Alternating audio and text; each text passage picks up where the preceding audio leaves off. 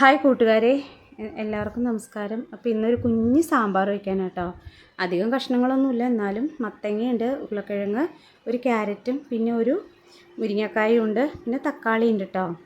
അപ്പോൾ ആദ്യം ഞാൻ കഷ്ണങ്ങളെല്ലാം അരിഞ്ഞ് വെക്കുകയാണ്. കിഴങ്ങ് അരിഞ്ഞ് ആദ്യം വെള്ളത്തിലിട്ടു, അതിൻ്റെ പശയൊന്ന് പോകണമല്ലോ. അപ്പോൾ കഷ്ണങ്ങളെല്ലാം നുറുക്കി വെച്ചു. പിന്നെ പരിപ്പ് നന്നായിട്ട് കഴുകിയെടുത്തു. ആവശ്യത്തിനുള്ള വെള്ളം ഒഴിച്ചിട്ട് ഈ കഷ്ണങ്ങളെല്ലാം അതിലോട്ട് ചേർത്ത് കൊടുക്കണം. ഞാൻ സാമ്പാർ വയ്ക്കുമ്പോൾ ചിലപ്പോൾ മാത്രമായിട്ട് സാമ്പാർ പൊടി ഇടാറുള്ളൂ.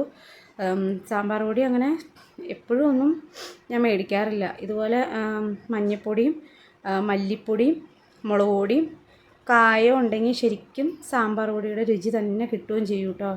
മല്ലിപ്പൊടി ഇച്ചിരി ശകലം ഇടണം. മല്ലിപ്പൊടി ഇച്ചിരി ഒരു സ്പൂണ് ഇട്ടിട്ടുണ്ട് കേട്ടോ. പിന്നെ മുളക് പൊടി മഞ്ഞൾപ്പൊടി ഇത്ര സാധനം നന്നായിട്ട് ചേർത്തിട്ട് അതിൻ്റെ ഇടയ്ക്ക് ഒരു സവാളയുടെ പകുതിയും ചേർത്തിട്ടുണ്ടായിരുന്നു. നന്നായിട്ട് മിക്സ് ചെയ്തിട്ട്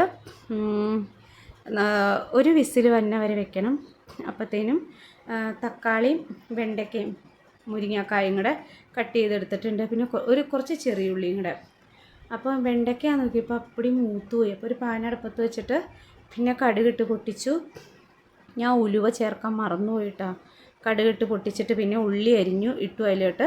ഉള്ളി നന്നായിട്ട് മൂക്കണം. നന്നായിട്ട് മൂത്ത് കഴിയുമ്പോൾ അതിലോട്ട് നമ്മൾ ആദ്യം ഇട്ട പൊടികൾ തന്നെ കുറച്ചും കൂടി ഇടണം. അതായത് മല്ലിപ്പൊടിയും മഞ്ഞൾപ്പൊടിയും മുളക് പൊടിയും കൂടെ. അല്ലെങ്കിൽ താളിച്ചൊഴിക്കുമ്പോൾ ആ കളറ് കിട്ടില്ല. അപ്പോൾ അതനുസരിച്ചിട്ട് വേവിക്കാൻ നേരത്തെ ഞാൻ ഇടുകയുള്ളൂ കേട്ടോ. അപ്പോൾ മഞ്ഞൾപ്പൊടി ഇട്ടു, പിന്നെ മല്ലിപ്പൊടിയും മുളക് പൊടിയും ലേശം ഇടണം. പിന്നെ ഇതിലോട്ട് ചേർക്കാനുള്ളത് കായ കേട്ടോ. കായം ഞാൻ കട്ടയായിട്ടാട്ടോ വാങ്ങിക്കണേ. അത് അതിലോട്ട് കട്ടയായിട്ട് തന്നെ ഒന്ന് പതുക്കെ ഒരു കല്ലും കൊണ്ട് ഇടിച്ചിട്ട് അതിലോട്ട് ചേർക്കുകയായിട്ട് ചെയ്യാറുള്ളൂ. പൊടിക്ക് അത്രയും രുചിയില്ല. സാമ്പാറിൻ്റെ ടേസ്റ്റ് കിട്ടണമെങ്കിൽ കായവും പിന്നെ ലാസ്റ്റ് ഇത്തിരി മല്ലിയിലയും കൂടെ ഇട്ടാൽ നല്ലതാട്ടോ. പിന്നെ എൻ്റെ ഒരു മല്ലിയില തീർന്നായിരുന്നു. ഇത്രയും സാധനങ്ങളിട്ട് നന്നായിട്ട് ഒന്ന് വഴറ്റണം. കായം ഒന്ന് അലിയുകയും ചെയ്യണമല്ലോ, അപ്പോൾ പൊടിയുടെ പച്ചമണവും മാറണം. നന്നായിട്ട് വഴറ്റിയിട്ട് നമ്മുടെ തക്കാളിയും വെണ്ടയ്ക്കയും വെണ്ടയ്ക്കയല്ല മുരിങ്ങക്കായും കൂടി ഇട്ടിട്ട് നന്നായിട്ട് മിക്സ് ചെയ്തു. അപ്പോൾ ഞാൻ വേവിച്ചപ്പോൾ ഉപ്പിട്ടിട്ടുണ്ടായില്ല കേട്ടോ. നന്നായിട്ട് മിക്സ് ചെയ്തിട്ട് നമ്മുടെ വേവിച്ച പരിപ്പും ഉരുളക്കിഴങ്ങൊക്കെ വേവിച്ച വെള്ളം ഉണ്ടല്ലോ, അത് ഞാൻ അത് പോയി കഴിഞ്ഞിട്ട് അതിലെ വെള്ളം കുറച്ച് ഇതിലേക്ക് ചേർത്ത് തക്കാളിയും മുരിങ്ങക്കായും കൂടി ഒന്ന് വേവിച്ചെടുക്കും. അപ്പോൾ ആ ഒരു ചാറും വേറെ വെള്ളം ചേർക്കേണ്ട കാര്യമില്ല. അപ്പോൾ രുചിക്ക് വ്യത്യാസം ഉണ്ടാവില്ല. വേറെ പച്ചവെള്ളം ഒഴിക്കുമ്പോൾ രുചിക്ക് വ്യത്യാസം ഉണ്ടാവും.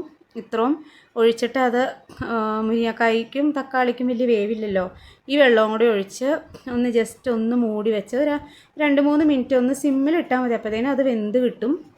പിന്നെ നമ്മൾ ഈ വേവിച്ച ഇതും കൂടെ ചേർക്കുമ്പോൾ ചൂടിലിരുന്ന് ബാക്കിയും കൂടെ വെന്ത് കിട്ടും കേട്ടോ. അപ്പോൾ അത് വേവിക്കാൻ വെച്ചു. അപ്പോൾ ആവശ്യത്തിനുള്ള ഉപ്പ് ഞാൻ ചേർത്തിട്ടുണ്ടായില്ല. മൊത്തത്തിലുള്ള ഉപ്പാട്ടോ ചേർത്തേക്കണത്. അപ്പോൾ നന്നായിട്ട് ഉപ്പും കൂടെ ചേർത്ത് മിക്സ് ചെയ്തിട്ട് മൂടി വയ്ക്കും. മൂടി വെച്ചൊരു 2-3 മിനിറ്റ് കഴിയുമ്പോഴത്തേക്കും സൂപ്പറായിട്ട് തക്കാളിയൊക്കെ വെന്ത് ഉടഞ്ഞു. മുരിങ്ങക്കായും ആവശ്യത്തിന് വെന്ത് കലങ്ങിയിട്ടില്ല. എന്നിട്ട് നമ്മൾ വേവിച്ച് വെച്ചേക്കണേ പരിപ്പും ഉരുളക്കിഴങ്ങും കൂടെ അതിലേക്ക് ചേർത്ത് നന്നായിട്ടൊരു 2-3 മിനിറ്റും കൂടെ സിമ്മിലിട്ട് തിളപ്പിക്കും. ഇപ്പോൾ വേണമെങ്കിൽ മല്ലിയില ചേർക്കാം. മല്ലിയില ചേർത്ത് കഴിഞ്ഞാൽ ആവശ്യത്തിന് നല്ല മധുരവും ഇതൊക്കെ ഉണ്ടാവും കേട്ടോ. നന്നായിട്ട് മല്ലിയിലയൊക്കെ ചേർത്ത് ഒന്ന് തിളപ്പിച്ചെടുക്കാം. ഉപ്പൊക്കെ പാകത്തിനായിരുന്നു. പിന്നെ അതിലോട്ട് ഒരു നുള്ള് ലാസ്റ്റ് ഞാൻ ചേർക്കുന്നത് ഒരു നുള്ള് പഞ്ചസാര കേട്ടോ. അല്ലെങ്കിൽ ശർക്കര ഉണ്ടെങ്കിൽ ശർക്കര ചേർക്കാം. ഇതെല്ലാം ചേർത്തിട്ട് നന്നായിട്ട് മിക്സ് ചെയ്ത് ഒരു ഇച്ചിരി നേരം കൂടി ഒന്ന് തിളപ്പിക്കും. എന്നിട്ട് തിളപ്പിച്ച് കഴിയുമ്പോൾ ഇപ്പോൾ മല്ലിയില ഇട്ട് നല്ല സൂപ്പറായിരുന്നു കേട്ടോ. നല്ല അടിപൊളി സാമ്പാറായിരുന്നു കേട്ടോ. എല്ലാവരും സപ്പോർട്ട് ചെയ്യണേ. Thank you.